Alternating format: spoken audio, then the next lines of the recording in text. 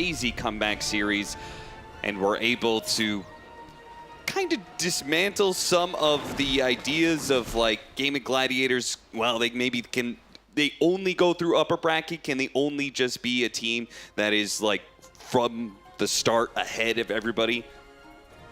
They managed to bounce back from a series and a game that they were very far behind, Avery. That was a test of a series. Absolutely. That was a situation they're not used to all year, especially after losing a series the first time that has happened. You have to bounce back, like you were saying. And it ultimately came down to some stellar performances by Dyrachyo, right? If you're going into this series, everybody at this point understands that Quinn is having perhaps his roughest tournament of the year. Now, when I say that, people are going to go, oh, well, you're biased against Quinn. No, that's what Quinn told me. So that's his quote. He told me that he considers this his roughest tournament so far. Yep. He's definitely struggling, and that means been pretty open with that in his post-game interviews as well. Yeah. What it means is that other players on Gaimin have to step up and fill that hole, right? Yeah. So far, honestly, they've been doing pretty good, considering I think they didn't have that good a footing on how they wanted to draft early on. I think they've gotten back to their roots. They've upped the priority on the Rubik Underlord, whereas they were having issues filling those heroes into the slots, especially during that Liquid series. And they're kind of getting back on track. I still think it's a little shaky. I'm still looking towards Quinn to step up again if this team wants to go as deep as they have been all year. However, they are still a very formidable opponent, especially in a BO3, where if you're going to point to one team this year that has come back from situations you did not expect a team to come back from, it's probably Gaimin. Let me just say, apropos of absolutely nothing at all, I highly respect and appreciate every single one of these players. I think they're the absolute best in the world, and I wish them nothing but happiness in their lives. But? No buts. They can hear us right now. Oh. Oh, what's up? I mean, let's talk about Quest for a minute here, as they can indeed hear us praising them. Quest is by far the absolute best team in the world, right, Cap? I mean, these are the 5 best players at their role. Everything is clicking for them. They look absolutely momentous in this lower bracket run. You talk about momentum. Quest is the team that has the most momentum throughout the year, I would say. Absolutely true. Gaming Gladiators started out on top, but Quest, they had to come in halfway through the season, build up, put themselves in a position. They're not one of those teams that is sitting way out ahead, has a target on their back. Yeah, no, I they agree. did the smart thing. They got 4th place. Exactly. Exactly. Are they a Western European team? I mean, they play in that region, but are they? You know what I'm saying? It's a little murky. You don't know. You don't know if they're supposed to win a tournament. You don't know if they're supposed to get 4th. Are they sandbagging so they don't get beat up by the patch? Anything's possible here, and that's exactly where you want to be. Overrated and a dark horse at the same time. Prime position to take a nice spot in these high-pressure tournaments. And honestly, I've been impressed mostly by the fact that TU2000 also drafts for this team, which is pretty ridiculous, on top of the burden I feel like he shoulders in a lot of their games because, well, maybe that's part of his drafting, but I feel like a lot of times he's in a situation where he has to carry, which, okay, every carry player has to carry, but particularly in a lot of these situations where it's not a 4 protect 1, but these terrible games for him have felt like it really does come down to how much can he do solo in the fight. And, you know, if you're going to be the drafter, you're going to put ourselves in your situation. Okay, take the burden, take the responsibility. Maybe a new responsibility god will be born. It's a lot, though. I go back to that series yesterday, the Liquid Talent series. One of the things that I took out of that is like how much pressure and responsibility was on Zai in that game 3, yes. Right? And I think it's a reason that he had the kind of reaction he did, because like he knew that, okay, I'm gonna have to step up and carry this game. It's more than that, right? He's in a position where he's taking the burden of drafter and captain and this huge role in a team. Somebody has to fill that role for you to be successful. And especially when you're a new team and you don't necessarily have a super veteran player like Quest does. Like, they don't have someone like Puppy who's been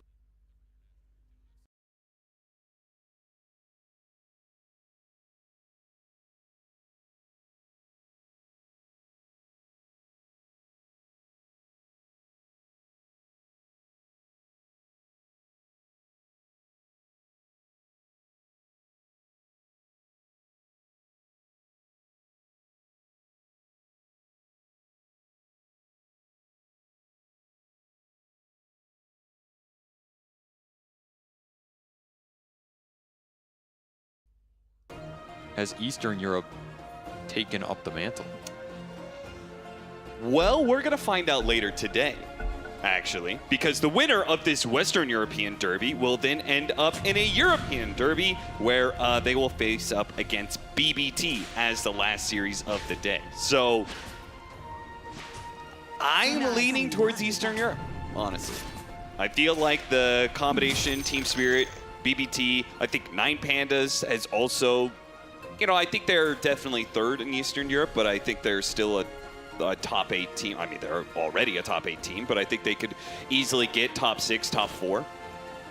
Well, my answer is I think Eastern Europe has taken over at this tournament at least. Okay. And they are the foes to beat right now. By the way, what the hell was that D-War, man? Like, Quest. Come on, you're in an elimination series here. That is just sloppy. Maybe a little bit of nerves and maybe a first blood. Malik, is he going to die to this last hit? He's got a Fairy Fire, so he's not going to die here. He's going to pop it and stay alive. Will not be giving away first blood, but is going to be running deep into his stores of regen and trying to get himself back up to full HP so he could play this lane. I mean, that's already see Omar handing it over. 3 runes, the entirety of Mars's HP, and a D-ward for Dyrachyo off a mid-obs that there is no way he had any business getting there. That is a lot of extra gold to go straight into lanes here for Game, and they have to be very happy with this one. These are the kind of early deficits that can sometimes just skew games incredibly right off the bat. Like all of a sudden you're going in this lane with a massive advantage. Safe lane, you go into this off lane with extra gold for Ace, he's going to get to a ring sooner. Not the sort of lead you want to give this team, which has been dominant in lanes the whole season, especially when this last pick, Queen of Pain, was kind of designed to shut down the Wind Ranger on the lane. You're giving Quinn a much faster bottle here. And he will gladly take it as he's looking to bounce back in this series. Another pullback here on Malik. Dyrachyo fighting and is going to force a TP out of Malik off the spin. But again, Malik out of regen had to ferry himself a salve. This is very expensive. It is really hurting his early net worth on this lane despite trying to man it for the CS. And he's going to buy another set of regen. It's just so much consumable gold already gone for the Mars at the 130 mark. This is a really nice start to the safe lane by Gaming, as long as they don't feed away the kill. That's some of the risk. Like, Malik did have that salve out, so you get back up full. There's some potential you can get aggressive at the level 2 or 3 here. As long as you don't feed that away, you will win the regen war over time, especially with healing ward to push it over the edge. I think Gaimin already pretty satisfied with how his very early game is going. However, Quest have shown their own set of lane dominance here, and some of their lanes are pretty strong. I kind of expect their mid and safe lane to be pretty cruising for most of this laning phase. I don't think Gaming are going to be able to pressure the Terrorblade in terms of kills, though they may be able to really hurt his CS over the long run, as it is a Rubik Underlord lane. And something Quest will have to think about. What do you do about the Atrophy Aura plus the Fade Bolt damage reduction on what is basically a single physical carry lineup? Yeah, and a hero that has incredibly high base damages are usually reliant on that base damage. Yeah, there are definitely a lot of answers here for Gaming Gladiators. They also have the Juggernaut into the Terrorblade, which can be really rough. TA2000, I mean, we heard he was very confident about this matchup. He felt like he could carry it. This is going to be the ultimate test of that. And if he loses this game, is that confidence then going to affect him for the rest of the series, that blow? Perhaps. Anything can deal the final blow here, as you'd have no wiggle room. I was thinking they were going to go for the Faceless Void, to be honest, because they had this Phoenix set up with it. I think that hero scales pretty well versus the Jug Underlord when you get to the Ultra late.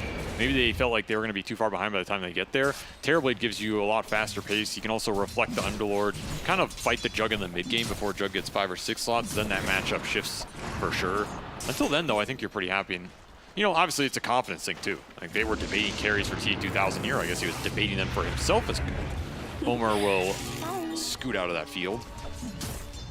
Nice play by Malik pulling the creep wave over. So after he lost all that regen, they did manage to get the creep equilibrium to their favor, and now don't have to worry as much about the potential of a bunch of harassment into a glimpse pullback and spin kill.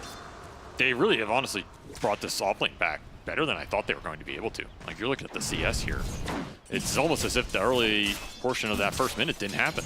Yeah, which is impressive versus a very strong lane team that got a pretty decent advantage off those runes. They're just wearing through the regen here. Another field will not latch on Omar as he uses his last leap to escape the clutch of Celery, but that's all of Celery's mana here. You got nothing left outside of that Lotus, which you don't really want to pop the Lotus on the support a lot of times. You don't have to. Well, he immediately pops it. drops his branches into his backpack and consumes it. He's like, no. I mean, I guess Thoraccio, Thoraccio, you've got your own regen. Yeah, he's got a full stick on Thoraccio, so he doesn't need it here. But look at this wave going into Pollock. He is really happy with this lane setup. Just very nice gameplay, baiting out some spells on the side is going to win them a huge clump of creeps here as the Mars will clean it all up. And the Mars lead, like if you have a successful lane on the Mars in the Juggernaut matchup, you get those higher levels of Bulwark. That can be really fantastic for tanking up the Omni Slash for your team. It's a big spell this game. Bulwark can definitely do a lot versus the Wind Ranger and the Juggernaut here, particularly in protecting your cores. Also, you have that egg combo. There's not a lot that reliably kills the egg here for Gaimin outside of the Jug manning up during a spin. And that is something Quest are going to have to think about. As much as you can Bulwark everything else, there's nothing to interrupt Juggernaut spin this game. Right. It's guaranteed for Thoraccio, and that means he can almost always guarantee mana for this egg. I wonder if it'll like skew his build in some earlier attack speed or something, just to maybe help out with that fight. I don't really know what it would be in this meta. There used to be like a Mjolnir build on Juggernaut, but we haven't really seen it. Sure. I wonder where that went though. I mean, I know Battle Fury is just mad efficient with the Ancient clearing and all of that. I do think Mjolnir sometimes on these Agi carries is still pretty viable. Yeah, in a matchup against high armor hero like Terrorblade and the extra attack speed bonus that you're talking about could be effective. Yeah, I mean, if there is a game that you can grab it, this might be one of them. Something interesting. We'll see if he considers it, though I kind of know he won't know. Yeah, Thoraccio does tend to stick to his builds. I mean, for good reason this event, right? He has had the weight of a lot of these games on his back, so whatever he is confident in winning the late game fights with, I'm confident in him to make the correct decision. They're going to try down, run down Noob. The arrow's going to miss, and that is going to result in Noob's death. And maybe they can even get Omar here, though he does have plenty of leap charges. He's out. First blood claimed by Quinn, though. Just an awkward blink, maybe looking for this 6-minute rune. Doesn't even end up spawning on that side as Tofu will find a shield rune. Not what you're looking for in this Queen Wind Ranger matchup, and also 0 points Shadow Strike. Kind of giving this Wind Ranger a lot of free breathing room in this matchup. Arrow's gonna come out, nails it. Nice little pickup. Quest with a strong response. It's good to be able to see that, because if you're gonna lose that mid lane, and let Quinn start getting some momentum, you gotta make sure you're winning your side lanes.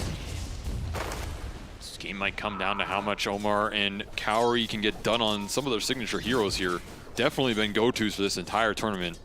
Two-man support rotation from Quest, trying to steal away the Wisdom Rune. We're gonna have a big fight here. Omar, he's gonna throw out the arrow. Tofu dodges it, throws away Cowrie, and gets the Wisdom Rune away from them. Beautiful stuff. Now they're locked inside the kinetic field, and Cowrie and Omar are both in a sticky situation. Celery's going to try and get the kill onto Cowrie, but that glimpse is going to be quite enough damage. Celery's actually quite low, and Ace, having walked away from this engagement with his supports, may have still needed his impact in this fight. They both have some extra Fairy Fire and Lotuses. Everybody's just going to walk away. Look at that. A nice little pacifist game of Dota 2. We can all do well if we hold hands and sing together. No. Okay. Man, top 3 CS all across the board for Quest. Doesn't translate necessarily into the net worth lead thanks to First Blood and such, but still very impressive the way they were able to bounce back after a rough start there in the 0-minute rune spawns. Especially this safe lane, man. You're looking at that CS and net worth total. T2000 opened a 30 CS gap on an Ace Underlord. This is pretty much unheard of, right? Normally the execution here is formidable from the side of Gaimin in terms of abusing this hero on the lane in the CS department, getting to a fast Vanguard. Ace is still looking for that defensive item, and Quest are going to try and arrow him a third time. They're just going to bring a Sonic Wave in to finish him off. This is a lot of abuse on an Underlord who is having a very rough early game, all things said and done. Doubled up by the Terrorblade here. Do you think this is a trend? Ooh, this I am seeing now nasty. that all of these Western European teams are attacking Ace heavily in the first 10 minutes of the game. For sure. They're not letting him have the free game that he very often has had throughout the year. The Wind Ranger ult on Noob.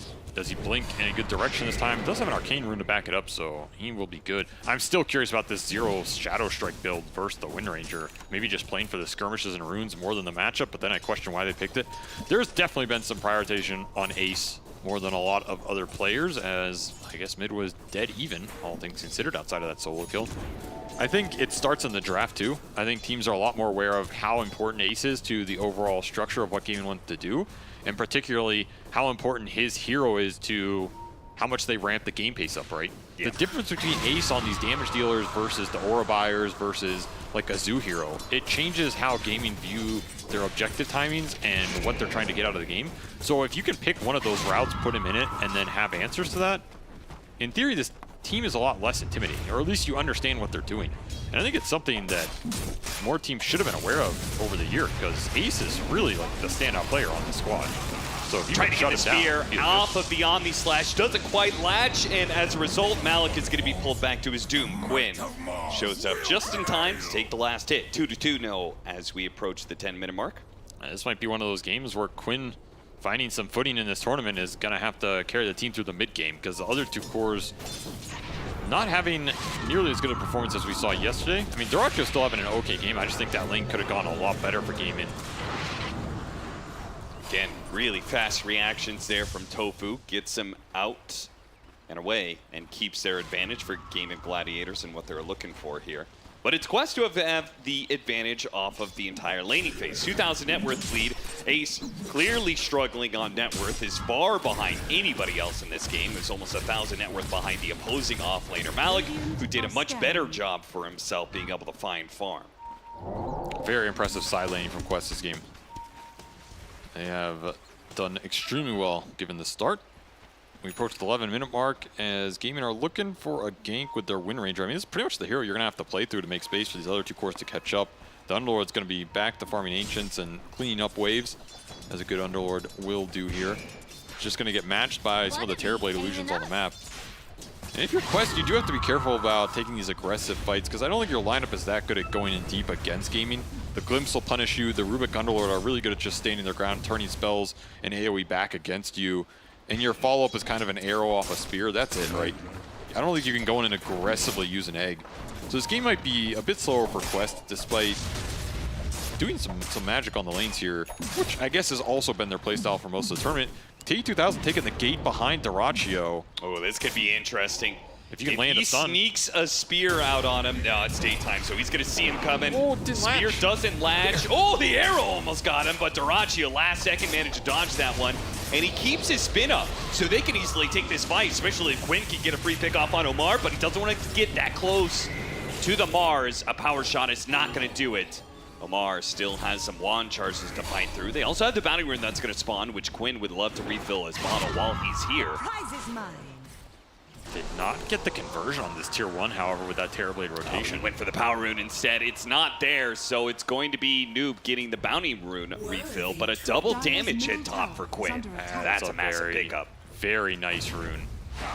I'd be tempted to just use it on the tower mid here. It doesn't have ult, however. Might dissuade him as Dyrachio just have to bail out of bottom. So that will automatically secure this tier 1 for Quest off the Terrorblade's gate movement. This is a setup we've seen from Quest a lot. It is sit the Phoenix top. Yep. They'll find a good pick off on Celery and just pump the levels into Cowrie. This is something not a lot of teams have punished, and Gaming do not want to let them get away with this. They will commit. He does have Supernova, and he's behind his tower, so it's not the easiest go anymore for Gaming Gladiators. And if this Phoenix stays alive, he slows down the push and allows Quest to be able to hold a tower advantage. This is a very good map setup for Quest right now. Gaming need to strike in one of these two lanes, either mid or top.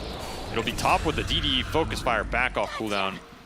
This is the correct move. Punish this Phoenix for being greedy here. You can defend your tier 1 at the same time. This is normally where I'd say it's Ace's job, but doesn't want to TP in here yet. Just going to be supports looking for a glimpse. No glimpse up in time. Also, not level 7, so don't have the maxed out glimpse range, so it's a little difficult against these highly mobile heroes like Mirana and Queen of Pain. I mean, this is a tower you know TE2000 is thinking about. If I can get a good fight around mid and come in with meta and clean this up, then my game is just tremendous, as Dyrachio is struggling against some lizards here. Whew. 10 HP, my friend. Really relying on the regen of Cornucopia. This is where you just don't want to give your Reddit haters more ammo. It's true. Chill, man. Yeah, he's already pushed back on them in a big way with the way he's carried some series. He'll clear it out, getting closer to his Battle Fury. Because they have a carry that is not going to be nearly as active, expect Gaming Gladiators to be sitting back. Omar, ooh, that was a leap in the wrong direction. I think the field helped him there. I don't know if that's where he wanted to be leaving. Yeah. And regen into Quinn's bottle, as he will just gobble up all the power runes this game. Noob is pretty sad he's not getting any control out of this. The 0-4 build did not really work in terms of this early game, though I guess it's helped him stay alive and rotate. It's also increased his farm rate. The Queen of Pain is finding a decent amount of gold out of just neutral camps and waves here, almost 100 CS. So that part is working out for Noob. Maybe the idea is, I don't need as much lane advantage, I'm just going to scale like a beast. Can they do the damage fast enough here? Cowrie gonna try and get out, but it's the power shot that adds the extra bit of damage required. Gaming Gladiators show up in force now to even out the towers. 5 heroes for Cowrie. This is a bit of an overcommittal. Still, it's a move that you kind of had to make it at some point to get this tier 1 down and open up the space. Still, I go back to this tier 1 mid for gaming. Are you going to defend this with your Underlord? If you don't, you lose a pretty good fight out of Ace. He went bottom here. Does have a gate up. TPing in now. Force the good. I mean, this is the connection that TA2000 wants. This has been his motto with the Terrorblade the whole tournament. He actively participates in all these tier 1 pushes. He wants the fight. He wants the kills out of it. The extra golden XP acceleration. This will just be a clean tier 1. Go for the deny. And he gets it. Quinn takes the tower bounty away from Quest, but they do not defend that structure. That does mean more map control for Quest. They're going to be able to play deeply into the Radiant jungle now. I mean, Quest, you got to think about these last hits, man. See, this is why I'm telling you. That's why I take the last hit on support. Because these cores are just lazy about it, man. They don't care. And then you're getting towers. I'm going to take that shit. You do wonder at some point in time, like, people maybe got to start, you know, when you both attack a range creep at the same time to try and get the last hit or the deny, I feel like you should start doing that with these tower last hits. If you know there's any heroes with deny capability, yes, I think you should. Losing all that tower gold vastly outweighs getting an on-one hero. Yeah. It'll cost them some momentum. I also think that deny is important because, it's the fight that TA2000 came to make sure you can man up for that tower. It's like, you know, you're insulting him in the time that he dedicated for you. You're wasting my time, trash. Pretty much. Supernova catching Quinn with the combo of the arena. This is going to be a combo that is always going to be hard for the Wind Ranger to deal with, but somehow he's still alive. The final God's Rebuke wasn't in time. An arrow, it's a long shot. Quinn is making it out with that Another spear, he has to throw it blind. Oh, he's not going to throw it. He didn't know that Quinn was just going to be TPing out. Static Storm in the mid lane. Close call, but Noob, is he out of range? Blink. He's good. I thought Tofu was maybe going to go for that, but does not have the capability to steal another spell off the blink. Just a little missed execution from Quest there on the lockdown for the Wind Ranger. I mean, another pretty good power rune for Quinn. He has continued his dominance in the river, and it has definitely paid off for him in all these engagements. So map control-wise, if you're Quest, if you can start taking some runes away from the Wind Ranger here, it's going to make your life easier. That should have been a kill that connected. Gaming get away with murder, and a continued perfect game for their mid as Quinn 4-0-0. He's ramping up here. You let him get to this Gleipnir, it's going to be pretty debilitating in the fight. You're not going to have that good of defensive capability on it. I mean, I guess you'll have a Manta and a BKB done between the Queen and the Terrorblade. The damage is going to be pretty significant, though. If you ever connect this Focus Fire on a big core target, you're going to be really happy. At the same time, those cores are about to pick up some big items. They're going for that same window that you've talked about before, the triple BKB that Quest likes to go for. Here it's a Scotty double BKB, but the effect is still very likely to be the same, which is overwhelming amount of team fight and capability for Quest in this one window of time. This is also a lineup from gaming that, in theory, is susceptible to some early spell immunity. It is one of the ways you can just bypass a lot of the Underlord, disrupt their team fight in the early phases of the game. But what's the damage that's coming out? It's a Focus Fire and it's an Omni Slash. You can deal with those two. You should be very confident taking the fight at that point, despite the auras starting to come out for Ace. That is also something that Quest can think about as this game develops more. Like, do you just itemize for some single target control? Some Lincoln Spheres, some Lotus Orbs, some Aeon Discs. This game goes really late. If you can't guarantee an Omni Slash or a Focus Fire that easily, what are you doing in this fight if you're gaming? Yeah. This is a very similar lineup to that one where Daracho had to carry it with the Morphlane, if you remember. Yep. That was a similar, you know, Underlord, or it was like a Darkseer Disruptor lineup that was very magic damage dependent with the Pango mid. I get a similar vibe, not as dependent, but they're going to run into similar issues with the BKB timings here if Quest can align at all. Flips it back in with the Underlord coming in, but Malik has already shown up. He missed the God's Rebuke. but he can still play to defend Noob in this fight. Stolen arena. Arena managed to get 2. Tofu's going to respond with his own arena, and it's going to be a mess, but they have the Supernova. That is going to give Quest the advantage here in this fight. They are able to get away from the Supernova explosion. Noob trying to chase after them with TA-2000 in tow. An arrow. Ace sees it coming. I mean, that was your Scotty completed on the Terrorblade. If he got in there with meta, he was going to wreck some kids. Stolen Arena will create the gap that allows Gaimin to get out of that engagement. Now, there's the BKB from the Queen of Pain. Malik's BKB is going to be much later, though. So I do wonder if Quest is going to just choose to try and make their move now. I think they want to fight into Roshan here in the next 3 to 4 minutes. Like, especially when their ults come off cooldown. There's just no reason to wait longer in this game because the Jug is eventually going to catch up here and he's going to be a beast in the fight. He's going to limit your egg potential. He's going to limit your Terrorblade's potential. Nice shield rune steal, denying power runes from this Wind Ranger. There's that bulwark. Great spear. In fact, better spear with Omar nearby, able to chain it with the arrow. It's still not enough, though. No Sonic Wave. Noob, he's going to jump for it, try and get another Scream out, but it's not nearly enough. Quinn is just too tanky off of Strength Treads, Rod of Atos. Again, some of the early attempted kills on him not working means that he has a lot more farm. He's a lot tankier when you do finally connect. Might be the tankiest here on the game right now, to be honest. Yeah. This is a new Frontiers Wind Ranger right here. Nothing of the old. Slacks and shambles. We'll push towards the Gleipnir, done in 20 gold. Yeah, he's going to get it off of this wave easily. This is another reason the BKBs are really valuable for Quest here. Or like even just a Manta on the Terrorblade. They will go for triple BKB here, but for the Terrorblade Manta. So if you get all that up, you are limiting a lot of the Wind Ranger's impact in the team fight and even her damage through the focus fire a bit. And I think it's a reason Gaming kind of want to up the pace if they can. At least in terms of pickoffs. Maybe they don't want the straight 5-on-5 yet. They can get a good core pickoff or 2 into the Roshan. That's going to be the perfect map setup for them. Slacks sure, and if they take away that Roshan, then that delays the big quest timing even further. Gives you more opportunity for the Battle Fury. This is another reason the BKBs are really valuable for he is catching up. He went from like 4th in that network chart. He's now 2nd, far above Noob, and closing in. So if you get all that up, you are limiting a lot of the Wind Ranger's impact in the team fight, and even her damage through the focus fire a bit. It's gonna help. Arrow. Oh man, great reactions from Gaming Gladiators to these arrows attempted without a setup stun. They're gonna catch Tofu here. Tofu trying to get off whatever spells he can. Supernova inside of the arena. They wipe him out with a Sonic Wave too. That was heavy commitment for just a Rubik. Yeah, and Dyrachyo feels like this is a fight they can take. No, maybe not. He took a couple of hits there, decided against it. SNY Juggernaut Ward too, so definitely not a great one anymore. He's just trying to tank up here. Manta would have probably felt good this game versus the Fire Spirits, the Shadow Strike, getting some extra illusions on the map to deal with the Terrorblade's pressure. Instead, Dyrachyo just feels like he needs to have a higher HP pool to enter these fights. Another good fight start by Quest here. I mean, you'll take the Rubik on these jumps. He's kind of annoying in these fights long term.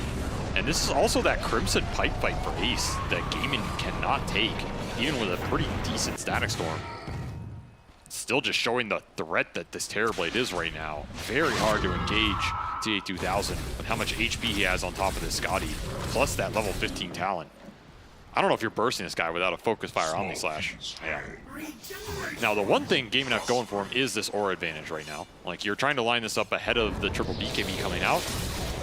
And if you can find that big core pickoff near the Roche pit, is this enough to open it up? Probably not without the Focus Fire. That's the downside. You need the Focus Fire to get the pickoff. You probably also need it to do the Roche. Puts you in a weird situation right now. Quest are not getting punished for these big core losses on the map. I was thinking about it. I do actually really like the butterfly choice of Dyrachyo and just tanking up, because I feel like if he can get that butterfly, oh, he's changing his build now. I was thinking if he gets that butterfly and he just can't get bursted in fights, he gets his level 20 talent, he's always going to be able to close the gap with the Terrorblade and then put that lifesteal to work, which is normally, lifesteal's not super effective against these very high armor heroes, but because Juggernaut's bugged out, lifesteal ignores that, then he can actually just kind of like sit on the Terrorblade and fight him the entire time. And I'm not sure if Terrorblade is actually ever going to do enough damage through a butterfly and that free lifesteal he gets. I mean, this build with the Silver Edge is more targeted towards the Mars. Yeah, it is. Probably the supports than the Terrorblade and the Queen of Pain here. It's interesting what Gaming are prioritizing. Just trying to eliminate the team fight, maybe kill the Terrorblade last, unless the opportunity to burst in presents itself.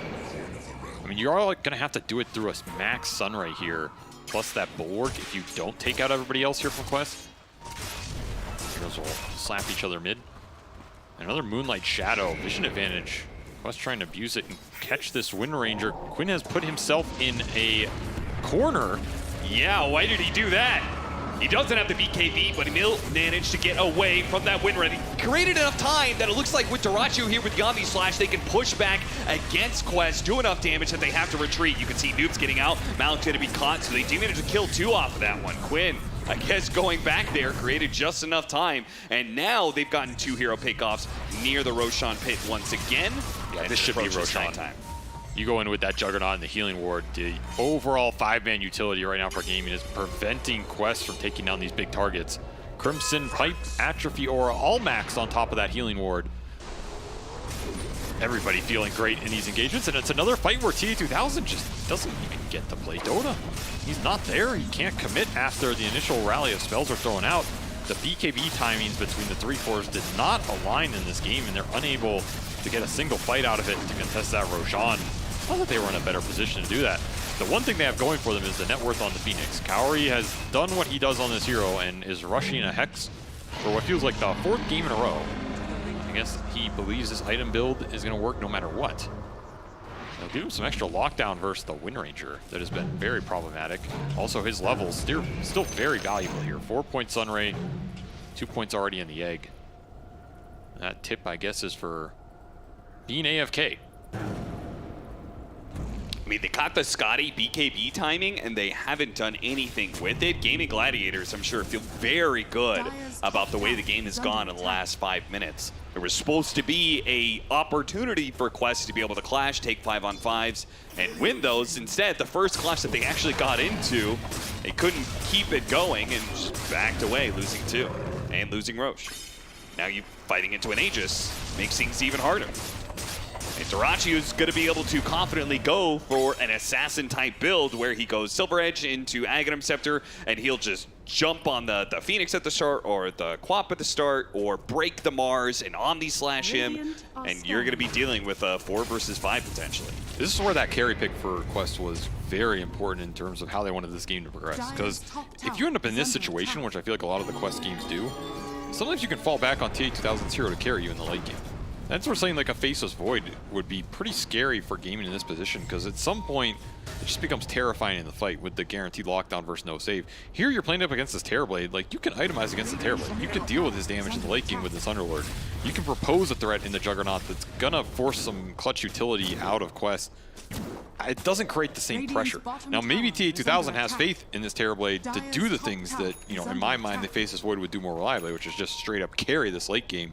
Maybe the Queen of Pain is there to help that on top of this Max Sunray. You have some decent scaling options. Yeah, you have talked a lot about this Queen of Pain being a pretty terrifying hero in the late game. Noob did go for a more farming build with the 044 pickup, and he is keeping pace with the Wind Ranger. Do you think he's actually going to be that big of a factor if we do end up going another 20-25 minutes? I mean, his hero is always a factor with the Axe.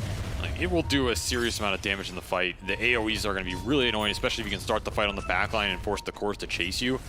The issue right now is, can the Queen of Pain just jump into the fight versus this Wind Ranger? Gonna jump ace. The Sunray is really gonna help burn him down quickly. Combine that with the Terrorblade damage, and they have a kill. Now, it was a heavy commitment. They used 2 ultimates for it, basically 3, because Meta was used for it as well. It's still a triple BKB up. That's true. Malik jumps straight into this one. Immediately gonna be Omni Slash. Pops BKB, and he soaks up the Omni Slash. No problem. Malik health. Not a big deal. Get off the healing ward for Dyrachyo. Noob jumps in and kills it immediately.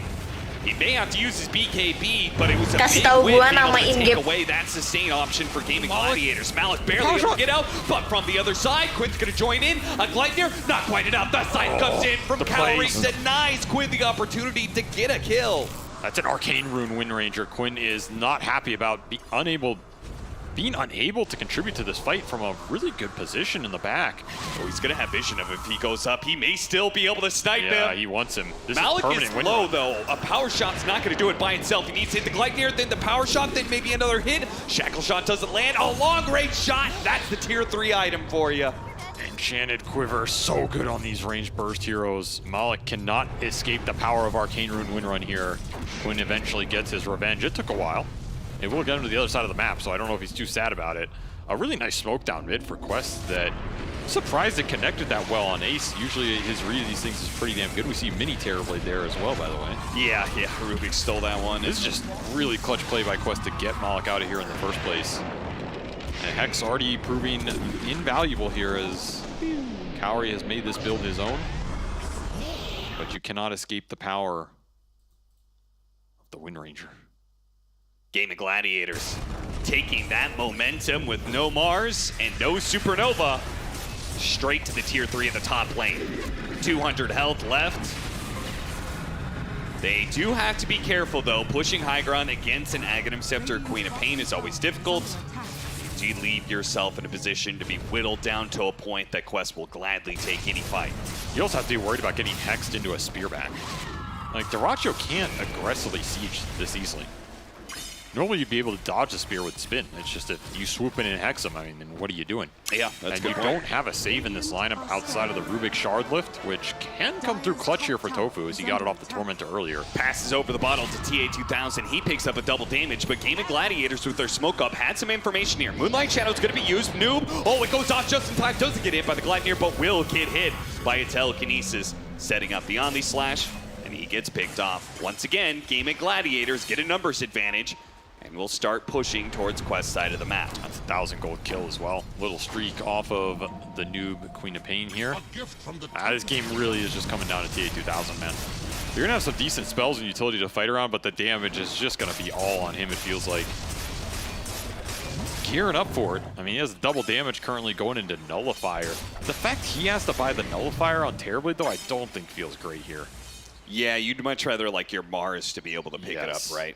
Like, because he's going to go in and he's going to guarantee be able to nullify someone through, you know, remove some of these orbs from the Underlord, deal with the win run on the Wind Ranger, and then set up the damage for the TA2000 Terrorblade, who would probably rather have a Daedalus or MKB or Silver Edge in that slot.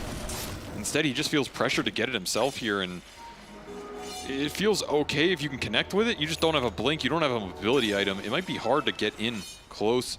This is where you have to make sure your smokes are on point, your jumps are on point, and you pick the right target, because you're probably going to have one opportunity to burst a big core at the start of the fight off the Hex spear chain, and then you're going to have to play around this egg and kind of reset a bit. Yeah, this Hex actually sets up. I think that entire idea is impossible without the Hex, but here it shows itself. Gets a pick off on Dyrachyo. Hex Spear, Arena, damage from the meta Terrorblade. Another quick smoke on the mid lane. Gaming are just not ready for it. This could be a full Rax here. How much does TA2000 want to push it? And the telekinesis save cannot bring you out of that Spear Arena, as he tried another Hex landing on another big target. Put on Ace. He's going to be torn apart here. The telekinesis throwing him a bit of distance away, but TA2000 just keeps going with that BKB. Malik in pretty deep. He's probably going to exchange his life for this. Let's try and keep him alive for as long as possible with some heals, but the Terrorblade is going to work on the tier 3. Pulled back in, another Nullifier, this time put it on to Quinn, but he pops his BKB and it's okay. Gets the kill on the support. New buyback cleanly. As TA2000 is unsure where to go right now. He could not commit for the Wind Ranger and could not commit for the buildings. And we'll get neither here, as Gaming successfully defend better than I thought they would. This Wind Ranger is still a massive nuisance for their lineup to commit in deep. Level 20 now for Quinn. So he will have his choice of talents. That was pretty unfortunate. Celery really tried hard with the instant buyback to punish Noob for going in so deep. Couldn't get a glimpse on anybody as Quest retreated outside of the base. If you let this Wind Ranger get to 25 here, it feels like you're in trouble. Yeah. Non-dispellable win run with an Aghanim Scepter. A massive problem this game, and it's a very good matchup versus the Terrorblade. There's not much to protect him. There's not much lockdown they can really throw on this Wind Ranger now that he has the Ags. You're just not going to see him. Just feels impossible for Queen of Pain to have the same kind of output. The same kind of impact in these team fights. He needs armor. They just need more armor or tankiness. more utility, something to cut out this Wind Ranger ult. If you can get through the focus fire, then Quinn's not a big threat. Just every focus fire connection has resulted in a big core kill. It looks like it'll be Shiva's for Noob, but he's also debating another Hex. Quest are really prioritizing the lockdown here over the defensive capability, which means you have to start fights. You need to use this Moonlight Shadow, get in there, start on the big cores. They have been able to find it around mid lane. They've had troubles finding it elsewhere on the map, particularly in going into that Roche. Yeah. And that'll be an Ag Scepter finish for Dyrachyo. Swift Slash online with that level 20 talent. This Juggernaut is getting to the late game here, becoming a massive threat. Pick your poison. You want to start on this Jug? You want to start on the Wind Ranger? And you have to keep in mind this telekinesis save. Next Roshan, pivotal for both teams trying to push high ground here. It's going to be a late one too, so there's going to be a lot of posturing around a pit waiting for a Roshan to spawn that is going to take quite some time to arrive. Smoke and off they go. 35-minute mark approaching, so teams are going to have to start setting up for the nighttime Roshan, the top part. But Quest has really not been leaving the base too much. It almost seems like they're willing to give up look at this ward. their ground on Roshan if they can get the pick and take the lane of barracks. Quest are looking for what has worked for them all game, which are these picks around the mid lane. Ace is not going to bite that time. You also have to keep in mind this shield rune on Noob right now. This is a big rune for the fight because a lot of it has been decided by Quinn going in and focus firing this Queen of Pain. Suddenly you have double the HP. Might catch you off guard and buy enough time for you to come in with a Nullifier, a Spear, a Hex, something to this regard. I mean, they Quest have really to know wanna that fight Gaming right Gladiators is at the Roshan pit, right? Yes, with they this haven't ward seen in the a hero base. for so long. What, they could have just lost Roshan this entire time. I think that's why TA2000 is just pushing it right here, right? You need to see something, you need to force a reaction on a gaming or at least collect in the meantime. And he will get those TPs back here. This is still a decent area for Quest to fight around that high ground ward. Nice if they can shackle force shot. it. Big burst damage on the slash isn't going to be enough. TA2000 needs the a heals. Thunder. Gets off the BKB. Gets off the Sunder onto Ace. A big turnaround from Quest. But can he fight through Dyrachyo on a second life? They're going to be able to blow up This Ace. focus Yes, but fire, still man. stuck in this focus fire. Noob, he's Whoa, going to be he's left still without his deceived. carry and Quest. Oh no. A massive DC in the middle of a very important team fight. Ultra Grief is right, Celery. That just feels ultra bad here. Watch that one again, TA2000. The fact that he got off the Sunder was so important, but they still could not deal with the focus fire of Quinn. And he's just running in here BKB. There is absolutely nothing going into this Wind Ranger. Quinn has slain Quest's hopes and dreams here in this high ground offense. And honestly, this pause is pretty damn bad for Quest. However, I think the fight is mostly decided here, right? Because what is stopping Quinn from all-in your Terrorblade? Yeah, he's definitely getting that Terrorblade kill. They might just get the noob kill on top of that. I mean, it's, have learned it's very hard to know what happens in these situations. I can't help but also just feel like this fight was looking difficult no matter what.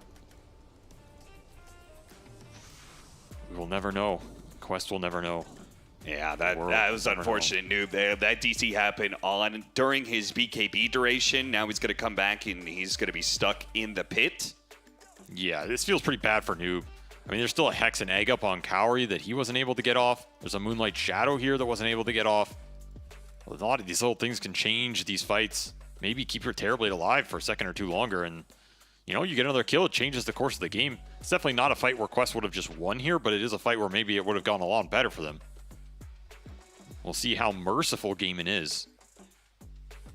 My guess is not very merciful. No, not in a matchup like this, man.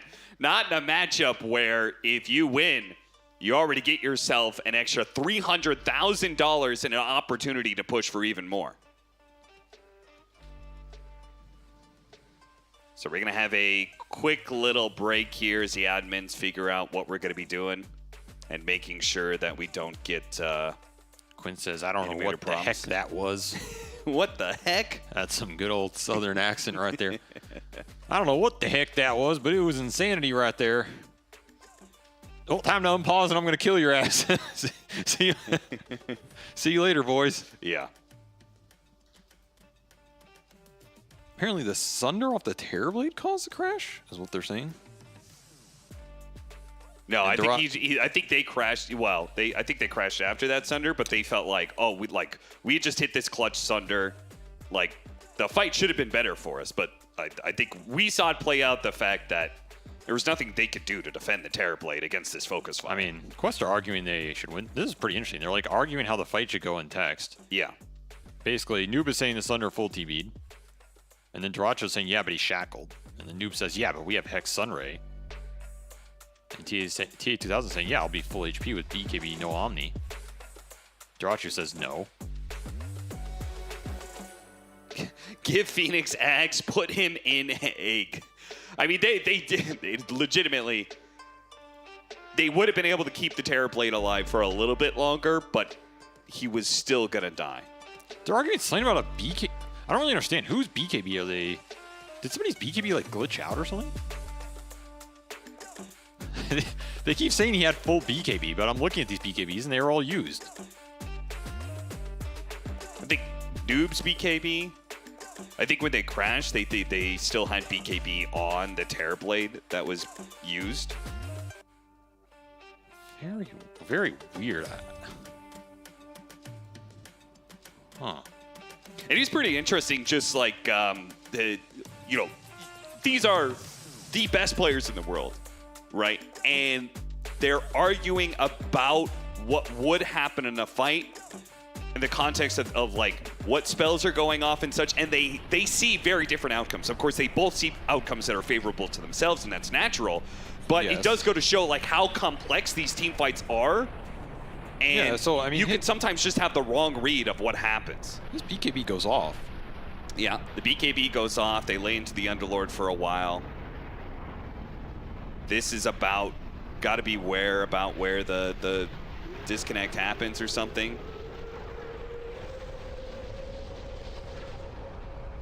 So these few seconds is what we're talking about here. And again, I think the biggest thing is the fact that Noob, he could have gotten out. Yeah, I mean, I feel like Noob is maybe the only one that got screwed here. Because even if you get an egg or Hex off, again, the Terrorblade is already shackled and dead. I mean, I don't know. We can argue in circles forever, right? This is just a very unfortunate circumstance for Quest because, again, you just don't know what they could have executed in that minute. You don't know how this fight would have gone. It is a factor of life, so I'll put it. And it appears that the gods who want gaming to not be eliminated from Dota are still well and alive and kicking. Conspiracy theory time. And the best part about it, like, this fight is so impactful because if Quest managed to get through it okay, let's say they lose their Terrorblade anyway, but Noob stays alive, maybe a couple of their other heroes get out, or they get an additional kill or something, then maybe they can still contest for Roshan. But the current situation is looking like Gaming Gladiators is going to be able to run over and probably kill 2 or 3 heroes. That's the part we don't like. That's the impactful part here is what happens after this. Yes, the Terrorblade would die no matter what, but does this mean that they're going to win the fight so hard they can get Roshan? And off of that Roshan, what are they going to be able to accomplish? Let's see what ultimately gets decided here. Have you ever had a situation like this, Avery? Like a long pause and official? I remember I played at a LAN and we played a game, and at the 10 or 15 minute mark, the server crashed and the game disappeared, and it was versus Secret. And I had to go out in the hallway and discuss with Puppy what we should do. Yeah. You know how intimidating that is? So it was just captain to captain? Or yeah, team it was just team? me, Puppy, and I think Cyborg Matt. Oh, so he had an extra... They were very... It was not only Puppy, but he also had a +1. Yeah, I think maybe Jack was there. I don't know. Okay. But they were actually very nice about the situation. I mean, there wasn't much we could do. The game was gone. It was like a pretty close game, 15 minutes or so in the early game. I think we ultimately decided to we could load back in, and then we traded kills. They sacrificed somebody, and we sacrificed somebody. Though mid one was not happy about that. Noob will actually get out. They do manage to get the Sunray off in the turnaround. They're actually maybe going to be able to kill Duracho. Duracho's taken out. He dies. What the hell just happened? No way. They got the Sai Supernova off, and what a turn. An expectation that Quest was going to be losing the fight, and how many heroes would they lose? Now, they're still going to get 2 heroes picked off, but trading that for the Juggernaut? I think you absolutely take that if you're Quest. Fair play? What the hell just happened? How did he die? Middle barracks are under attack. Got actually up the have that side much Supernova damage? plus the Sunray? Yeah, I mean, it's a lot. It's a lot of damage over time. Dang. Okay, well, that ended significantly better for Quest than I thought it would. I don't even think they're too upset about that. No, not at all. I mean, now it means Gaming Gladiators can't do Roshan. They had to be able to have the Juggernaut to be able to do that, but now we go back to that scenario of, okay, Gaming Gladiators don't defend well enough to be able to get more.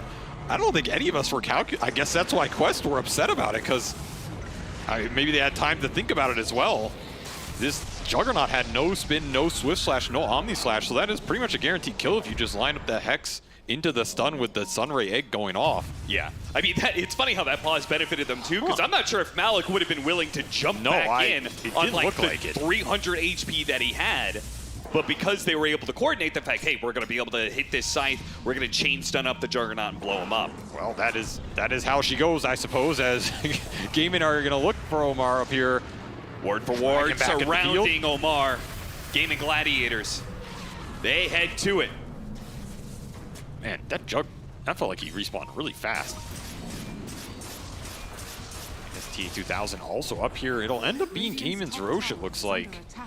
Is that one pickoff really just enough to dissuade Quest from contesting Roshan? We got a tier 1 in return.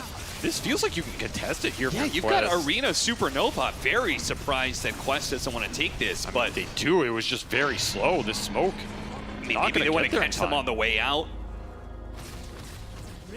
That fight's different though, right? Because they already have this Aegis now on the Juggernaut. You have to burn through 2 of his lives. There's a cheese on the Wind Ranger with Lincoln's completed, by the way. This Wind Ranger's absolutely out of control. I think he is still the true carry in this game. Mindbreaker going to help put a lot of extra damage in as well. That Mindbreaker adds so much. You need an answer to Quinn right now, and it has not been there the entire game. You pretty much have to throw the Hex plus another Lincoln's Break plus this Nullifier on him, and you have to be able to see him. Got Near forced to use the BKB, noob. Got the Nullifier, got blocked by the Lincolns though. He's literally just 1v5ing here. Moonlight Shadow trying to get away. Shackle Shot does land. Gaming Gladiators are around, but Quinn doesn't have his BKB. They go straight for him on the arena. He eats the cheese though. Still gets stuck inside the arena with the Supernova. About to explode. It's gonna stun nobody. Not even the Juggernaut comes back for the Omni Slash in time. Now they're gonna pull back Cowrie. He's gonna be stuck. They leave him behind. The rest of Quest desperate to get out of here.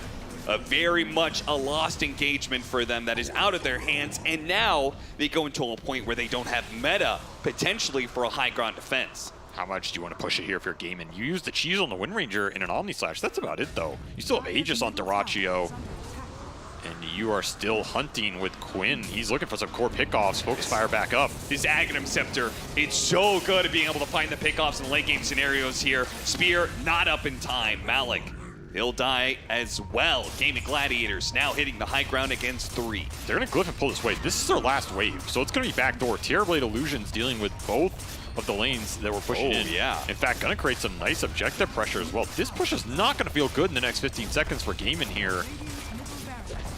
I don't even know if they're going to get a Rax. I mean, I guess they can focus fire 1 here, and they'll get a lane for sure, it looks like. However, T2000 is getting a lot of farm on the map and pushing them back. They're going to have to go back to their side of the map afterwards, guaranteed. Okay, they get through both the melee and the ranged barracks backdoor protection. And this one illusion is not doing enough damage fast enough. Gaming Gladiators get back. Man, Quinn is just on a rampage right now. And again, 1 level away from 25 here on the Wind Ranger. And I can't help but feel like you just take Undispellable Wind Run here. Because I think this focus fire on the low enough cooldown it is has been good enough in the fights. You're just going to throw it on the Terrorblade every time. Undispellable Wind Run is disgusting for how limited control they have on you in the first place. If you know for sure you're throwing on the Terrorblade every time, then like if you get that 1 kill, it doesn't matter if you have focus fire again. Nice Supernova trying to finish off Tofu. They really want to pick off here, but they're just not getting it. The auras from Ace keep them alive for now. They're going to go for Ace now, but the Omni Slash is there. Juggernaut's going to be in this mix. And Arrow landed off the Juggernaut as it came back down. Now a second Supernova. No way, Dyrachyo. He runs into the most terrible arrow of his career. Now he's going to come back on his second life, though. Is he going to be okay? A spear away. Arrow, Omar creating the space for the rest of Quest to be able to get away, but they've lost their Aegis. They want more off of it, and they will have it. Malik, he'll be brought back into his death. So 2 heroes for that Aegis. Ends up okay for Gaming Gladiators, but what an insane arrow from Omar off that Swift Slash. It looked great on paper. However, I feel like we all forgot that there's still an Aegis on this Juggernaut. And now you ended up committing your second egg off that refresher for Cowrie here. You don't really have anything for this fight except meta. It's going to have to be a blink backstab by TA2000 as he is close to buying out here. They could buy for time if Gaming Gladiators don't go for the throne because they have a tier 2 at bottom lane. So Gaming Gladiators have to hit tier 4s if they want to use this early timing. glyph. What the hell was that glyph? Didn't do anything. I don't know, but I think they thought that Gaming Gladiators would back away, but they're not going to. You don't have a Mars buy. This is going to be a 4-on-5. You have to flank. You have to find a good position here. No Supernova for 50 seconds. 10 more seconds until they have the Mars, and that arena will push Gaming Gladiators out of here. The threat of that combination coming back up, it's too great. Gaming Gladiators will leave them with a tier 4 and a throne alive. I think they feel very confident taking these late game fights. They also have an Aghanims on Celery here, so BKB preventing Static Storm is going to cause massive issues in the next fight. Item that Quest are maybe not prepared for when they go in. You catch that Terrorblade a little sleeping with the BKB trigger, and TA2000 is just going to disappear. There's no way you're taking a fight under that Static Storm into the Wind Ranger and the Juggernaut here. An extra second of Omni Slash that's a lot more damage against that Terrorblade. And that level 25 Wind Ranger talent is coming in soon. This is going to be a tough fight for Quest to take. It feels like you need another incredibly clutch arrow out of Omar here. Radiant are scanning. Noob is going to get that extra armor that you wanted. Shiva's suit for him. It feels so delayed, though. Yeah. Just so delayed. The net worths are just falling off for Quest. And their levels are so delayed as well. I mean, the one level that they have coming up that could be really important is the level 20 on Cowrie. The extra 1.5% on the Sunray damage this late into the game could be really, really impactful. Wait, this is going to be a smoke up from Gaming. They have a Lincolns on Tofu as well, so double Lincolns you're going to have to fight through on this Wind Ranger potentially, and it's all on TA2000. He bought out for Swift Blink here on the Terrorblade. No buyback for him. All in for Quest. We're going to lay the cards on the table. Smoke is breaking. Malik is in a position. He jumps in. Immediately goes for the spear, but the BKB is too fast, and now the Supernova is being used. But the jump in from Dyrachyo. He's trying to spin himself out of here, but they realize he is so isolated from his team. They kill him. And Gaming Gladiators are going to lose more now, potentially, with the refresh going outside the Vice, immediately trying to jump and slow down Ace. Telekinesis puts him away. That's Sword back in. Only catching Cowrie, though. Where's the damage? Noob is going to be able to get some more damage out. Terrorblade is reigning supreme here as he's running away. Wait a minute. He feels like they can't take that fight anymore. He's backing away because the buyback on Dyrachyo. He doesn't want to fight this carry any longer, and he does not get caught in the Omni Slash. He thinks about going back in now. Let's see if Noob can get out. Blink away. Gets out in time. But they have to leave behind Malik. So the two supports and the offlaner die in exchange for Juggernaut dying and buying back. And their throne was almost exposed here. This is something Quest are going to have to think about. You had one tier 4 that tanked up some time. You're not going to have those anymore. Both lanes empty. There's just becoming too much pressure points for Quest. Still, they somehow managed to find the Juggernaut buyback and all of that. Almost an backstab or a betrayal of a spin there for Dyrachyo. I think he'd much rather have just BKB because then he could Omni Slash something. And instead he's just stuck spinning and can't cast anything. And he just gets run down by the Terrorblade. That felt pretty damn bad. Something he's going to think about in this next fight. He can't afford another death like that. Oh, they took the Focus Fire advance. Very aggressive by Quinn. I mean, this will pay off if he can find the Focus Fire kills. And so far they have not been able to find the lockdown on him despite some of this wind run potentially getting dispelled. He'll get a Mars buyback to defend this last lane. No Roshan up yet. And man, has Cowrie done work in these fights. The Phoenix with these dive hexes setting up huge clutch pickoffs. And then these eggs, it's just so hard for Gaimin to commit in. It's only Dyrachyo that can really deal with him. And if he's the one they're going on with the hex, you got 2 rounds of this. Quinn is very much relying on his quick reactions. If he gets caught by one of these spears, they will be able to break through that Lincoln's, get the nullifier on him.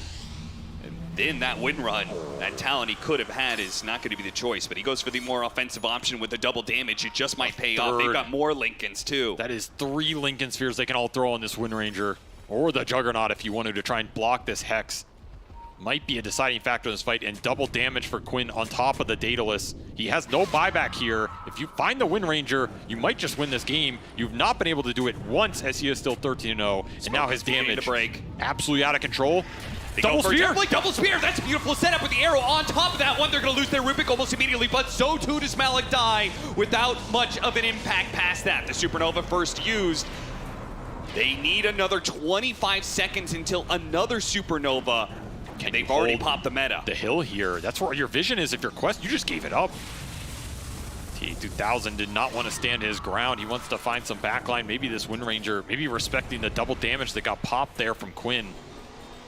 They're going to try and chase out with that double damage. Try and catch these supports. They got him with the Gleipnir. They jump in. Omni Slash going out. Noob blinking into the Static Storm while TA2000 fights up against Nullifier on Quinn. He's Quinn. getting a full. He's He's gone. got the Nullifier on him and he kills him. Now he turns the attention over to Duraju. The Supernova's going to explode. Duraju trying to dodge it with the Omni Slash, trying to dodge the stun. But now he's going to be in a group of heroes that he cannot walk away from. He has to fight his way out of this one. A spin. Actually, he's Meta's getting out. away. The meta is out. TA2000 couldn't put the Scotty on him. Now he's going to be slowed down in melee for it. This is not good for TA2000. A Swift Slash going out, and he doesn't have a Sunder to stay alive. An immediate buyback from him. No Quinn, no Malik. A 4 versus 5 for the pit. Noob playing with these supports. Gotta keep his distance though. Swift Slash up in a second. Just the melee damage could be enough. Noob, he's spotted. Thunderstrike keeping up. got He the got glimpse. glimpsed back. He got him. That's another buyback forced out from Quest. I still don't think they can fight without the meta. 60 seconds here. TA2000 is just a creep without it. He's getting kited by the pits, the fields, the telekinesis. They finally found Quinn. They will put a death on the Wind Ranger's board, and it's still not enough to power through the Juggernaut in the later portion of that fight. It takes so damn long to kill these heroes that your meta just runs out. Expensive buybacks here for Quest, and now they are up with no absolutely meta, all in. no Supernova. I mean, you gotta force it, right? No Wind Ranger for 25. This is your chance. No Omni Slash as well. Malik, he sees his opportunity to be a flanking, gets in the arena, only catching That's Tofu inside. Static Storm. Static Storm, putting 3 inside. TA2000 desperately trying to fight up against Duraccio. He can't beat GB. Sunray. The He's trying Sunder. to get up with He Sunder. can't get No, he can't do it. Too many Lincolns, too many options for Gaming Gladiators, and now they have to fight through without their Terrorblade. Noob, he's getting big damage out of this Aghanim Scepter. Don't get me wrong, it killed the Rubik, but eventually his BKB is going to fail. Eventually he's going to be pulled back with the glimpse. The Thunderstrike, a little bit more damage. Celery, the support is trying to kill him with actual attacks. It's not enough. Noob will get away into the night, but Gaming Gladiators win the engagement enough that they can finally take Roshan. Oh, Celery, you absolute god. That Static Storm might have just salvaged this game, because I think that fight was looking pretty damn good for Quest, right? If TA2000 gets his items off, I think you win that engagement. You have no Omni Slash. You have an egg going off with Max Sunray. You're just going to go to town with this Terrorblade. There wasn't really responsive. That's still a fight without the Wind Ranger in it. But one old man on a Raptor put all those plans to rest. And he is going to take both the cheese and the refresher in particular. Getting double Aghanim Static Storms, potentially with the kinetic field duration as well, locking these heroes in. I mean, that is a team fight winner right there. And the itemization. It's all about the itemization for gaming, right? These Lincoln Spheres, you gotta Sunder off onto a Lincoln's. That changes this entire game if that lands. Yeah. The triple Lincoln Sphere for gaming has caused a mountain of problems. And Gaming Gladiators, 30 seconds till the Terrorblade is back up, and they could just go straight for the throne. Quinn is going to go for it. Focus Fire, they have a glyph, yes. This might just be the game. I don't think you But can he's stop got a him. refresher. He's going to re-PKB. What are you going to do? You can't refresh your glyph. Quinn is just laying into it. Bulwark, he's trying to redirect some of the it's attacks. not It's never enough. going to be enough. The arena trying to block the damage, but it is gone. Gaming Gladiators. They get the comeback and will take game one away from Quest. Man, you got to respect the effort and the work that T2000 put in that game to try and carry it. And ultimately, it's just so hard to find the engagement. It's so hard to lock down this Wind Ranger. This Queen of Pain pick just felt muted, especially versus these late game Lincoln Spheres where you're not really being able to pop them, go in and be this frontliner for the Terrorblade to find the opening. Kaori on this Phoenix definitely did some work in these fights, causing gaming a lot of problems, pushing them to the edge. That is a game where if you kill that Wind Ranger or Juggernaut one more time, you might just win it with the lack of buybacks. But time and time again, this team refuses to lose. And another win for the Ace Underlord here as a rough start in the game. He will find the victory in the end. Still, Quinn finally getting some momentum in this tournament. 14-1-9 for him. with 40,000 hero damage, the most on his team by far. Absolutely stellar performance. The last 2 times that these 2 teams had faced up against each other, one at Bali and one at this very group stage, it has resulted in a pattern, which is Gaming Gladiators being able to take game 1, but Quest being able to bounce back in game 2. Will they be able to keep that pattern and be ready to go for a game 3? Or is this going to be Gaming Gladiators making their way through the lower bracket in a 2-0? Gonna have to wait and see, as we've got a breakdown coming up with game 1 with our panel. Thank you, Captain FG. Yes, there's a lot to break down here in this first game of this best of 3 elimination series. And we are going to start it off with the start of the game, because I'm joined by Purge, Effie, and Faithbeyond. Faithbeyond, this is one of the slower starts I think we've seen on the main stage here at Riyadh Masters. Why was that? Yeah, because Quest is a very focused on team fights lineup, so they will like not to play some skirmish. So that's why like the kills in early stage is very few.